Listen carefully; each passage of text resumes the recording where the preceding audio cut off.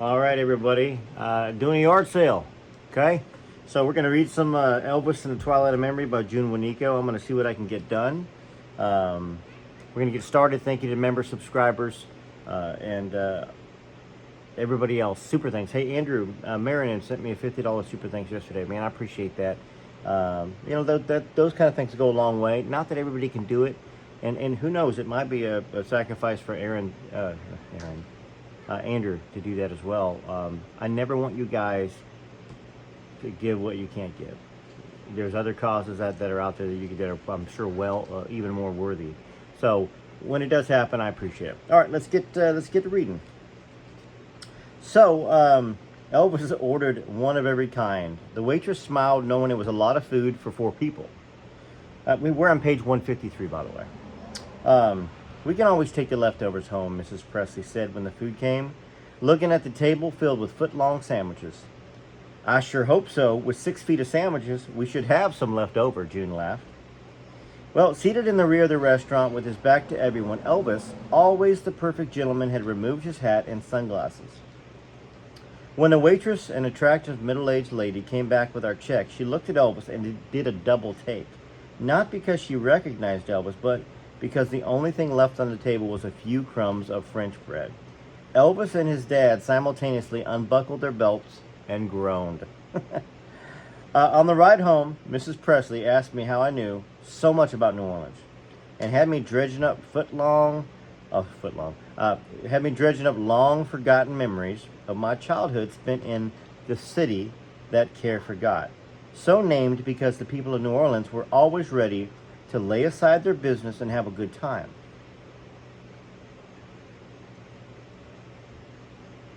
Even though I was born and raised in Biloxi, I probably knew more about the city than most native children.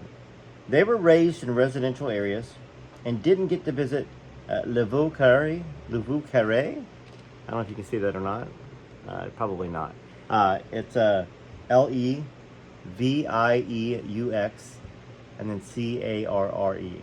Until they were of legal age.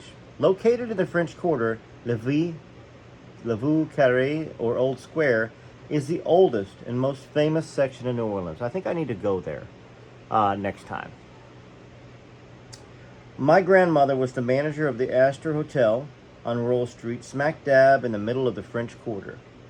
My grandmother, or Mama as I called her, and step-grandfather were also residents of the old hotel. Okay, so her grandfather step-grandfather and grandmother were residents of the old hotel. Isn't that interesting? Living that sort of life. I kind of like the idea of having somebody bring fresh bedding and doing the laundry in a sense every day or every couple days. All right, so as young children, I couldn't wait to visit Mama's house. The 4-story hotel had a hand-operated elevator that looked like a big square bird cage. It held 4 people at a time, 2 if they had luggage. Now, by the end of the summer, my brother Jerry and I had mastered the trick of stopping the elevator on the same level as the floor. Now, Jerry was sometimes allowed to take up hotel guests all by himself. I used to pitch a fit every time. He was only 2 years older, but I could drive the elevator just as good as he could. I'm going to pause it real quick. Somebody's come up to the yard sale. All right, we're back. So sold a few things for my son. Some Pokemon. Let's get back to reading. All right, so we're on this page, I believe. Okay, so June had talked about mastering the trick of stopping the elevator on the same level as the floor. That's where we left off. I'll bet my witty bitty got good and peed off too, Elvis interrupted. I'll bet my witty bitty got good and pissed off too. So I guess Elvis called June witty bitty. Mrs. Presley was sitting directly behind Elvis, and I had turned sideways facing her so she could hear what I was saying.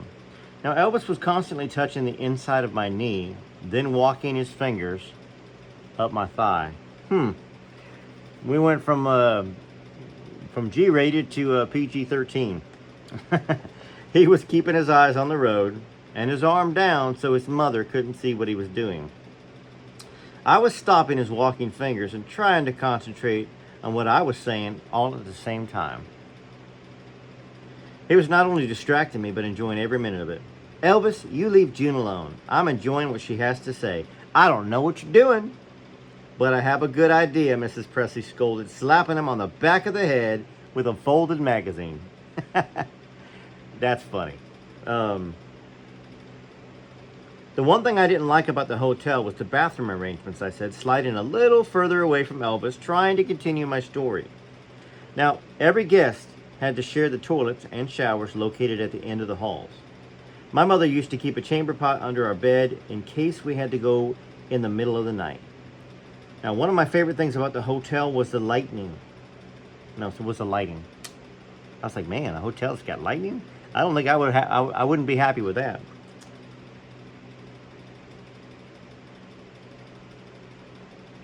In a storage room behind the front desk, floor-to-ceiling shelves were filled with kerosene lanterns to be used in case of a power failure. Now, my grandmother loved the warm glow of the lanterns and always had several burning in the lobby, along with the electric table lamps. Now, one of the lamps had a multicolored beaded fringe shade. It would gently sway with the breeze from the ceiling fan. Now, I'd sit under the lamp for hours, watching the kaleidoscope of colors dancing on my lap. Elvis, still behaving like a naughty boy, reaching out his hand for me to hold. Now, as soon as I took his hand, well, he started scratching my palm with his index finger. Mrs. Presley could see him looking at me with his mischievous little grin and gave him another whack with the magazine. Son, behave yourself before I take your daddy's belt and give your hide a tanning. Now, he put both hands on the wheel, pretended to look straight ahead, still wearing his silly little grin. He would glance at me from the corner of his eye, and I had the urge to jump in his lap and smother him with kisses. But I felt I had to behave in front of his mother. Yes, you did. You'd get smacked in the back of the head with a magazine too, June, if you didn't. I'll get you later, Elvis Presley, I said.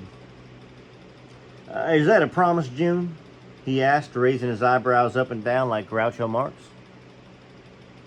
Don't pay him no mind, June. Tell me more about your hotel. Now, Elvis had a way of distracting me without even trying, so if I wanted to finish my story, I had to focus all my attention on his mother. Now, I thought for a moment, and then tried to pick up where I'd left off.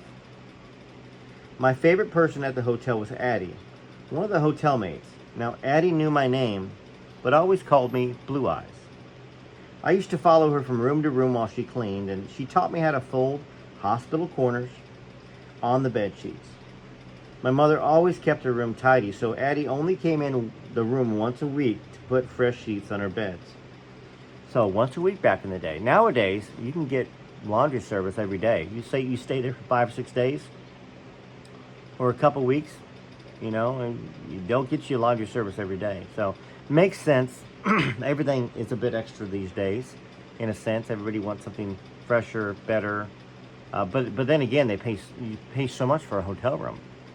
We went down to Florida, and of course we got a Verbo this time. But the last time we stayed in a hotel 3 of the days, and then a Verbo house the other 4. But when we tried to rent the hotel this time, it was $386 a night. Ugh, who can afford that? Nobody, not us. All right. The sheets were so tight that when I laid on my back, my toes were pressed down like a ballerina, dancing on points. I always had to get out of bed and loosen the sheet at the bottom. Now, there were certain rooms I could go in, and others where I wasn't allowed. The rooms that were off limits to me and Addie, called the quickie rooms, unsafe for little blue-eyed white girls. I didn't learn about these rooms until I was well in my teens. I gotta stop. We got somebody coming up for the yard sale. That's an interesting thing, a quickie rooms. I wonder what that's all about. All right, we're back. That was what you call a looky-loo, which is perfectly fine. Some people just want to come up and just look around. All right, here we go. So June said the rooms that were off limits to me and Addie, called the quickie rooms, unsafe for little blue-eyed white girls. I didn't learn about these rooms until I was well into my teens. Well, The hotel was within walking distance of the Mississippi River and the port of New Orleans. Longshoremen in town for the night couldn't bring their girlfriends aboard ship, so they would rent a room at the hotel. Mama would only rent quickies to the longshoremen. So Mama must have worked there. I thought maybe they own a hotel. Huh. Elvis was now paying as much attention as his mother was. They both laughed. Mr. Presley, full of po' boy sandwiches, had his head tilted back on the seat and was snoring up a storm. I didn't mind. I felt more at ease talking to just Elvis and his mom. Well, I'm going to release this video, little bits and pieces today. I'm going to put this section up, and then we're going to do some more reading for y'all. All right, so we left off with Vernon snoring in the back seat, right? Now, I kept on talking about the Astor, telling them how the hotel didn't have a restaurant. So, we had to do most of our cooking and eating in my grandmother's room. Wait a minute, June. First you were talking about the quickie rooms, and now you're talking about eating. What else happened in the quickie rooms? Elvis said, raising his eyebrows again. Don't make me hit you again, Elvis. They had a quick piece, and then they checked out. Okay. Now let June finish talking, Gladys said. They had a quick piece, Gladys said. Then they checked out. I was laughing so hard I couldn't remember what I'd been talking about. Mrs. Presley reminded me about cooking in the room. My grandmother had 2 electric hot plates, but they were on different sides of the room. If you plugged them both in the same outlet, now they'd blow a fuse. Well, that's pretty normal even nowadays, right? Sometimes a little bit better. All right, Mama usually planned ahead and brought along pre-cooked frozen meals, but many nights we had chicken noodle soup straight from the can. Now, I guess, once again, I wasn't in the 50s. I was born in the 70s. I didn't realize they had frozen meals, pre-packaged back then. Maybe not. Maybe she just cooked them and froze them and brought them. Mama always cleaned her own room, but Papa was such a slob, the maids cleaned the room daily. For his room, at least. One day, when I was helping Addie clean Papa's room, she told me the story of the voodoo queen, Marie Laveau. I asked Mrs. Presley if she'd like to hear it. You might as well say yes, Mama. June's wound up like an 8-day clock and making no sense at all, Elvis teased, meaning every word. He was right. I wasn't making much sense. I was just trying to finish telling the story Mrs. Presley had become so involved in. My grandfather had an ugly carved coconut head hanging from the ceiling fan in his room, said June.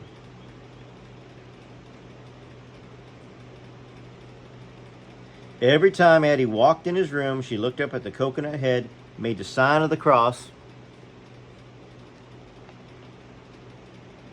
and mumbled a few words I could never understand. It was always while we were in this room that she would talk about Marie Laveau. Marie had lived in New Orleans, just a few miles down the road from a hotel, over 100 years ago. Or from the hotel, over 100 years ago. She would dance once a week in the square with a snake around her neck. Everyone was nice to Marie because they were afraid of her voodoo power. She could put a spell on you and turn you into a frog, or something worse. She had the power to make you do anything she wanted you to do, even if it was against your will. Now, she would make little cloth pouches and stuff them with different colored chicken feathers, dog hair, hair from black cat, ground bones, and herbs. These little pouches were called gris-gris, or gris-gris. The gris-gris were placed under the bed of the person you wanted to control. There were 2 kinds of gris-gris. One was good, one was evil. My sweet old friend Addie said I should always be good. If I was bad, the spirit of Marie Laveau would come after me. Now, for a while, I didn't know if I should be good because Santa Claus was coming or because Marie Laveau would get me if I wasn't. And then what happened, June? Mrs. Presley asked, leaning up on the edge of her seat. Well, I found out that I didn't have to worry about Santa Claus. He was only make-believe, I laughed. Now, if there's kids listening, Santa might not be make-believe, you know? There's a lot of grown-ups that don't believe anymore, okay? Doesn't mean that you shouldn't. You mean to tell me this Marie was a real person? Said Gladys. Yes, ma'am, she was real. Mrs. Presley was quiet, waiting for me to continue. Now, by the time Mr. Presley was snoring even louder than before. Don't pay him no mind, June. He's used to going to bed early, Mrs. Presley said, apologizing.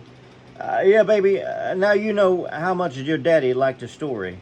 Oh, sorry. Yeah, baby, you know how much daddy liked your story. Laughing. He's teasing June, saying that June's putting him to sleep. It's kind of weird having a camera above and reading down here. For some reason, like I'm used to like making eye contact with the camera, and it's strange trying to read. Maybe Marie Laveau's got me. I don't know. Yeah, baby, now you know how much Daddy liked your story, Elvis said, laughing. June, I can't thank you enough for today, said Gladys. I can't remember ever having such a nice time. You've had such an interesting childhood, Mrs. Presley said, leaning forward, putting both hands on my shoulders. You don't have to thank me, Mrs. Presley. I had a good time, too. Don't you think it's time you called me something besides Mrs. Presley, June? After all, one of these days, you're going to be part of the family. Well, I looked at Elvis and he just smiled. He hadn't mentioned anything to me about telling his parents about getting married. Mrs. Presley kissed me on the cheek as if reading my mind. Elvis didn't tell me anything, June. I can tell it's getting serious just by the way you two lovebirds have been looking at each other all day long. I've never seen my boy so taken with a girl. You two are planning to get married one of these days, aren't you? She asked, directing her question to Elvis. One of these days, Mama. Not any time real soon, though. I've got to get my career going good first. You better not let Colonel Parker know how serious you are about June. You know how he feels.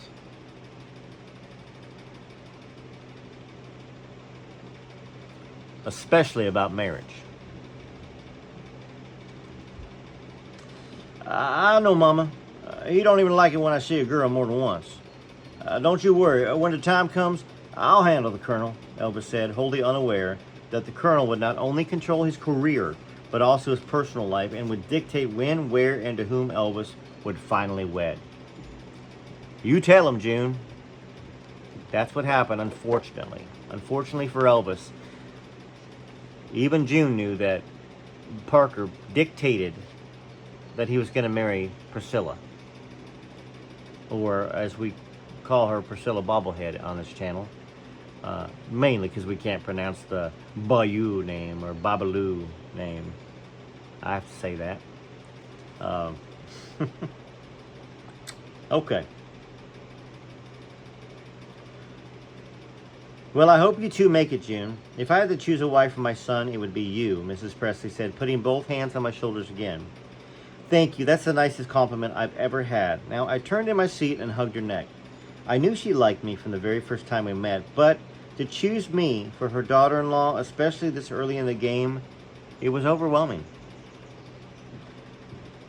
Now, if I could just get you to call me something besides Mrs. Presley, she said again. Now, I'd known a girl named Gladys when I was in school, and the name didn't seem to carry enough respect for Elvis's kind, soft-spoken, loving mother.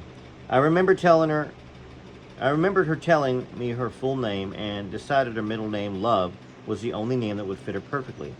Will it be okay if I call you Lovey, Miss Presley? That's where we're going to leave off until I read a little bit more a little bit later on, because people are coming to the yard sale, and I want to get this loaded for y'all. Several of you have asked me to please read some more, and I needed to find a way to make it happen, and I'm making it happen even if I'm in my shorts at a yard sale.